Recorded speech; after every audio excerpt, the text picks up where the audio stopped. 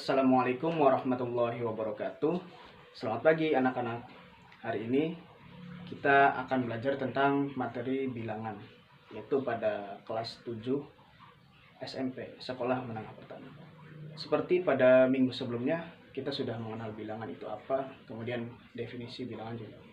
Sebelum kita memulai pelajaran ini, alangkah baiknya kita memulai pelajaran ini dengan membaca doa bersama-sama. Berdoa menurut kepercayaan masing-masing dimulai. Berdoa selesai. Oke, baiklah anak-anak. Terlebih dahulu Bapak ingin menanyakan dahulu tentang materi yang diajarkan Bapak, yaitu materi bilangan waktu minggu kemarin.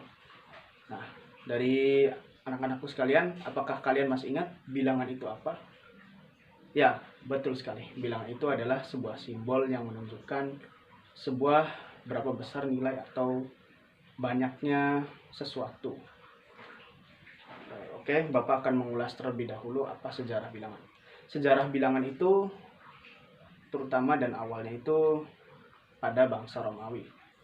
Sebelum ditemukannya angka 1, kemudian angka 0, angka 2, dan seterusnya hingga angka tak hingga atau angka N ya. Sebelumnya orang-orang kita dahulu itu menuliskan bilangan itu seadanya saja gitu. Entah itu angka 1, angka 2, berawal dari simbol-simbol Romawi yang kita kenali hingga saat ini. Oleh karenanya, begitu banyak sekali manfaatnya ditemukan sebuah simbol bilangan itu sendiri. Coba kita bayangkan bahwa bilangan itu sendiri, kalau kita pikirkan dengan pikiran kita, sebenarnya tidak ada wujudnya di dunia nyata ini.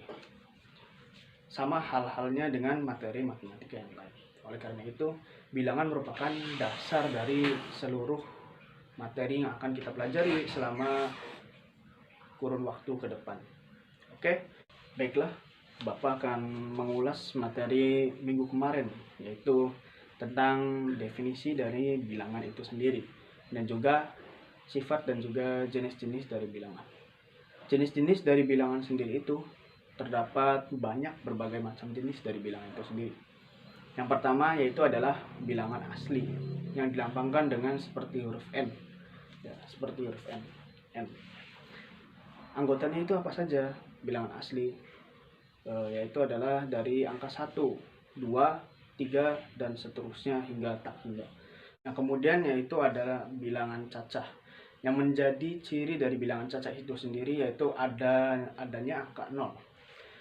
Kemudian ada lagi yaitu bilangan bulat yang dilambangkan seperti huruf Z ya. Bilangan bulat sendiri terdiri dari bilangan positif, kemudian ada juga bilangan negatif.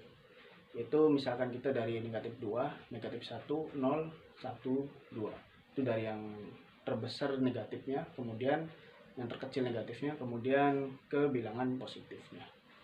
Kemudian ada lagi bilangan.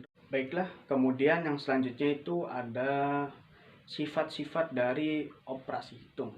Kita pada pertemuan kali ini memasuki materi operasi hitung, khususnya pada bilangan bulat. Sifat-sifat operasi hitung atau sifat-sifat pada operasi bilangan bulat itu sendiri terdapat berbagai macam. Yang pertama pada operasi penjumlahan dan pengurangan, yaitu ada sifat komutatif. Komutatif ini bisa kita ibaratkan seperti sifat bolak-balik ya. Kenapa kita bisa sebutkan seperti sifat bolak-balik? Kita lihat pada layar sebelah Bapak ini.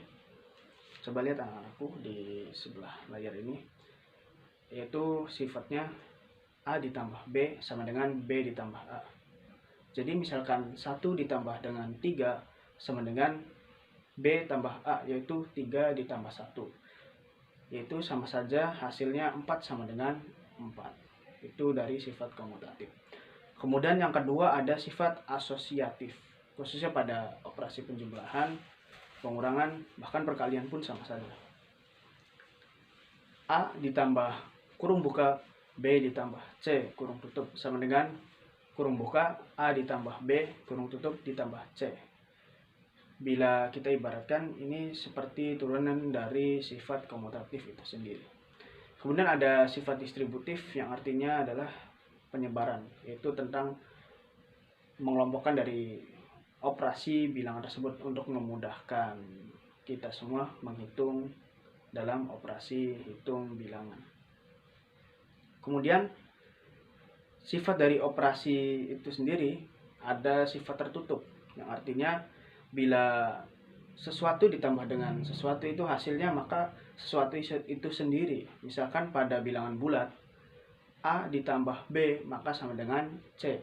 C itu sendiri adalah bilangan bulat itu sendiri. Semisal 1 ditambah dengan 2 yaitu adalah 3, karena masih bilangan bulat. Karena 3 itu adalah ranah dari bilangan bulat, bersifat tertutup. Kemudian bersifat identitas. Pada penjumlahan itu identitasnya yaitu adalah 0. Kita misalkan yaitu A ditambah negatif A atau A plus min A. Min A-nya itu dalam kurung ya, sama dengan 0. Otomatis bila kita bolak-balikan negatif A atau minus A-nya itu ditambah A, maka hasilnya pun sama saja dengan 0. Itu adalah sifat identitas dari operasi hitung dalam terhadap penjumlahan. Kemudian terhadap perkalian itu 1 ya. Kita misalkan A dikali 1 yaitu sama dengan A. A itu sendiri adalah sembarang dari bilangan. Mau berapapun A-nya, misalkan kita kalikan dengan 1 yaitu hasilnya sama dengan A itu sendiri atau sembarang bilangan bulat misalkan. Itu. Kemudian ada sifat dari inverse atau kebalikan dari sebuah bilangan atau operasi pada bilangan. Baiklah, kita akan masuk ke konsep dasar dari operasi pada bilangan atau operasi hitung misalkan pada bilangan bulat. Ini Bapak mempunyai alat peraga, yaitu alat peraga menara bilangan. Ya, ini dari bilangan bulat ya. Baik, langsung aja kita masuk ke konsepnya, yaitu misalkan Bapak memberikan contoh yaitu negatif 4 ditambah 5 misal. Negatif 4 kita cari ya. Negatif 4 ya, ini negatif 4 ya. Negatif 4 ditambah dengan 5 yaitu ini 5 pada yang bagian kuning, warna kuning. Negatif 4 ditambah dengan 5 ya. Kita misalkan konsep dari operasi hitung itu sendiri, negatif itu adalah sebuah hutang dan juga positif itu kita yang membayarnya. Misalkan Andi memiliki utang yaitu sebesar 4. Negatif 4 kita tuliskan dengan negatif 4. Kemudian Andi membayarkan utang itu 5. Maka kalau kita konsepkan, pada dasarnya sebuah konsep operasi hitung itu sendiri berasal dari sebuah garis bilangan yang dimana Bapak akan membuatnya itu seperti menara bilangan yang ada di depan anak-anak ya. Negatif 4 ya. Ada 4 biji ini. Kemudian membayarnya yaitu 5. Selanjutnya untuk memotivasi anak-anakku sekalian, apa yang kita dapat dari belajar materi bilangan tadi yaitu adalah sangat dibutuhkan sekali bahwa kita perlu memahami materi bilangan yang tadi kita pelajari. Oleh karena itu, untuk memotivasi anak-anak sekalian teruslah berproses dan belajar, karena masih banyak yang terus perlu kita gali. Kemudian untuk evaluasi pembelajaran pada pertemuan kali ini, nanti Bapak akan memberikan soal yang akan tertera pada akhir dari pembelajaran ini. Selamat mengerjakan dan juga salam sukses sejati. Mungkin itu yang bisa Bapak ajarkan untuk pembelajaran matematika khusus materi bilangan pada hari ini. Untuk menutup pembelajaran hari ini, mungkin itu saja yang bisa Bapak sampaikan pada kesempatan kali ini.